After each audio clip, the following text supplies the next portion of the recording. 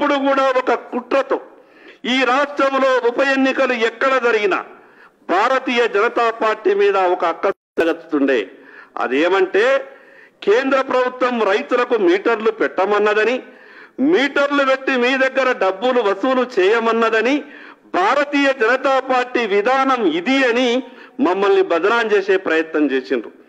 మేము చెప్పినాం నిన్న, పక్క రాష్ట్రంలో మీటర్లు పెట్టింది కదా, మరి రైతులకు ఉచిత కరెంట్ ఇస్తున్నారు కదా, దాని మీద ఏంటిది మీ వైఖరి అంటే వాళ్ళు ఏం మాట్లాడలేదు. స్వయాన ఈ రాష్ట్ర మంత్రి గారు ఉత్తమ్ కుమార్ రెడ్డి గారికి ధన్యవాదాలు బీజేపీ తరఫున.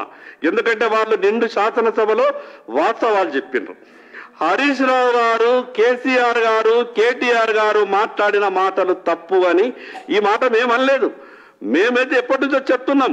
కానీ కొత్తగా ఏర్పడినటువంటి కాంగ్రెస్ ప్రభుత్వంలో ఉన్నటువంటి ముఖ్యమైనటువంటి మంత్రివర్యులు ఉత్తమ్ కుమార్ రెడ్డి గారు గొప్ప విషయాన్ని చెప్పిండ్రు. వారు ఏమన్నారనంటే, ఆ యొక్క విద్యుత్తుకు సంబంధించినటువంటి కమిటీలో నేను సభ్యుణ్ణి, ఎక్కడా కూడా కేంద్ర ప్రభుత్వం రైతులకు మీటర్లు పెట్టి డబ్బులు వసూలు చెయ్యమని చెప్పలేదు, మీరు అబద్ధం మాట్లాడుతున్నారు అని నిండు శాసనసభలో ఉత్తమ్ కుమార్ రెడ్డి గారు చెప్పిండ్రు. ఇప్పుడైనా టిఆర్ఎస్ పార్టీకి బుద్ధి రావాలా.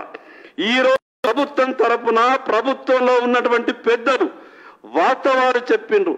రాజకీయాలు ఏమైనా నిండు సభలో ఉత్తమ్ కుమార్ రెడ్డి గారు వాస్తవాలు చెప్పిండ్రు కాబట్టి టిఆర్ఎస్ పార్టీ, అదేవిధంగా హరీష్ రావు గారు, కేటీఆర్ గారు భారతీయ జనతా పార్టీకి రాష్ట్ర ప్రజలకు బేషరతుగా క్షమాపణ చెప్పాలా.